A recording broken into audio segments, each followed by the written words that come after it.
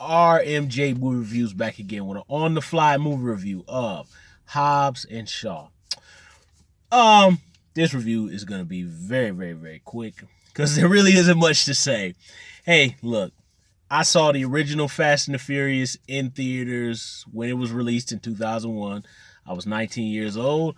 I liked the film. My best friend with me, he was kind of like, meh, but I admired the chase sequences with the car chases. That's about it. All these movies are just dumb fun. The only ones of the series that I really genuinely don't really like is I don't particularly care for Fast 7 or the Fate of the Furious. The Fate of the Furious was garbage to me, man. I hated it, man. But the ones that I go back to really the most in the series is really Fast Five. Fast Five, I love Fast Five. I think that's just great. I even kind of have fun with some parts of Tokyo Drift.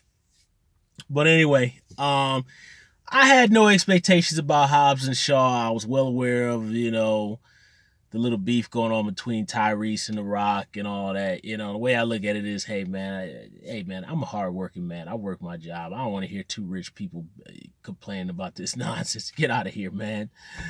But anyway, what did I think of the movie? Look, it is dumb fun. And I do mean in the strongest sense, dumb fun. Okay. I'm trying to think of how. Okay.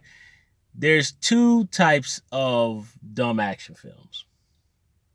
There's dumb action films that are literally like where it's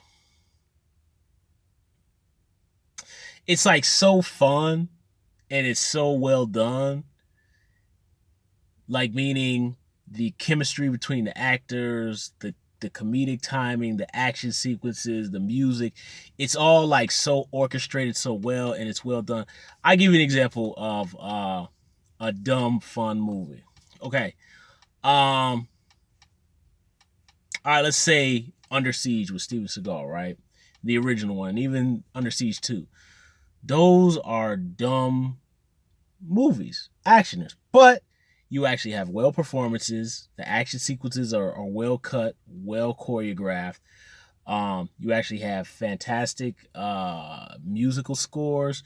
It's all a well done package. And then you have dumb action movies where you literally shut your brain off. And I mean, even less than you would with the movies I just described. I can tell you Hobbs and Shaw literally is so dumb that, and so fake.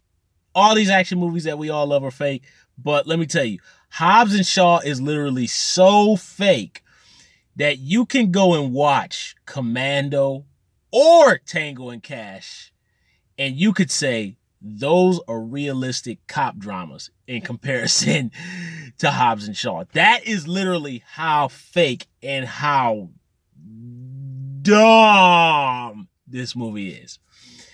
Now, I preface this by saying the fact that this movie is really, really stupid and it's aware of its stupidity is what helps it. I'm going to get on to what hurts it in a minute. But the fact that it knows it's stupid, it doesn't care, and it just wants to have fun, that's the benefit.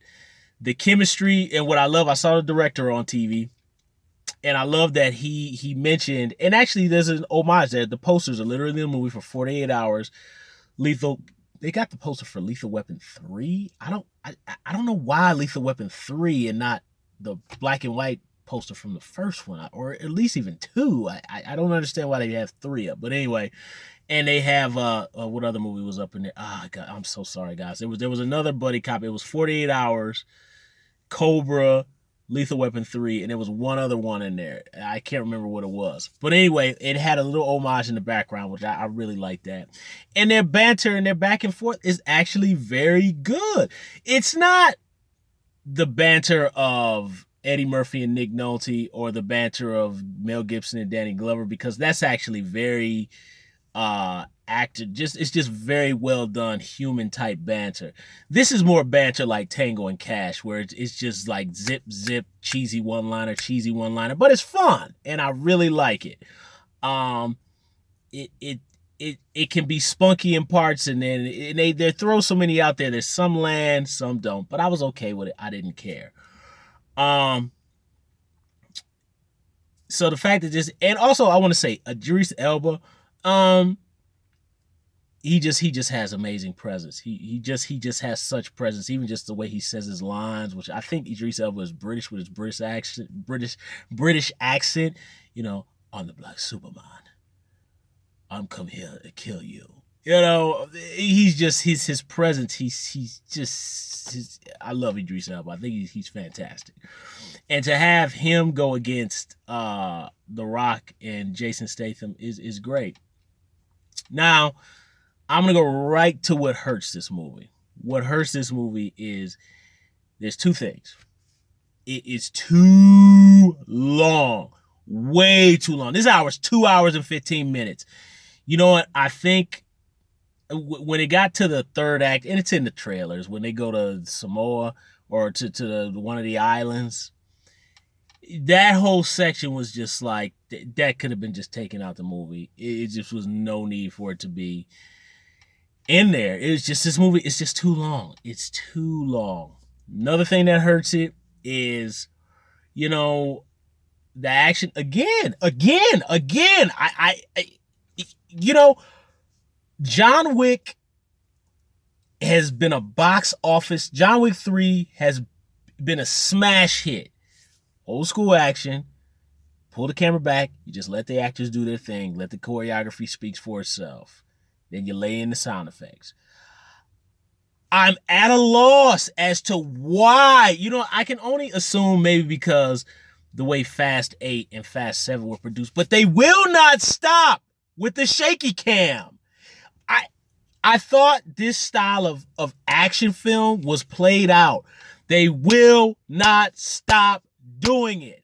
And I don't understand why.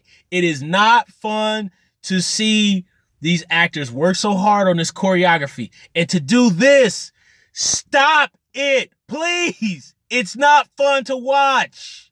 Let the choreography speak for itself. Oh, man. I wish they would stop it.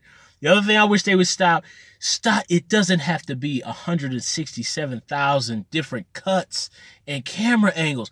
There's at one point, and I can only know this because I took editing in film when I was in college. There's a scene where Idris Elba is electrocuting the boys, right? And literally, I lost track of which direction they were supposed to be looking because Idris Elba walks from this side, back and forth, back and forth. So literally, they have both angles of both sides of Dwayne Johnson and The Rock. So their eye lines kept switching. It was throwing me off. I was like, wait a minute, who's on what's the... Stop it! Just let the camera sit back and watch the actors, please. It doesn't have to be all that. Just let me breathe, please. Sorry, y'all. It's just upsetting. I don't know why they do that. And this other thing with the whole Charlie's Angels post Matrix thing of the another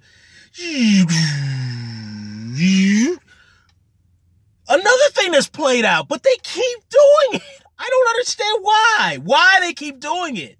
Stop. It's man. They did that in the Matrix Revolutions. That was in 2003. Where the punch goes like this.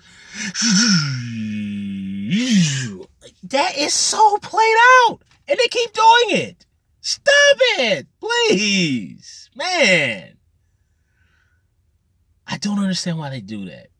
The quick cuts, the shaky cam. You know, and then ultimately what kills it is that I don't particularly think... I would have liked for them to try to be a little bit more inventive with the action.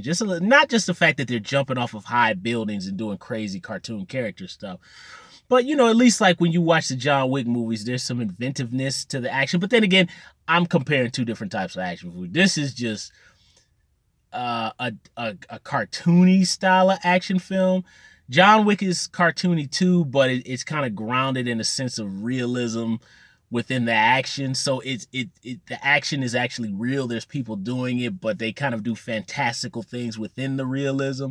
But this is beyond fantastical. This is just straight comic book hero. So, I just think if they would have cut back on the quick cuts, shorten the movie, just kind of made it a little bit more old school in the action, took out all that CGI crap and all the CGI 50,000 buildings and smoke that falls down everywhere, I think the movie would have been a little bit better. As it stands, it's fun and it's dumb and it's brainless. And I had a good time pretty much with the first two acts, but the third act, I pretty much at that point had checked out. I didn't care. I never look at my phone in the movies, and I started doing that.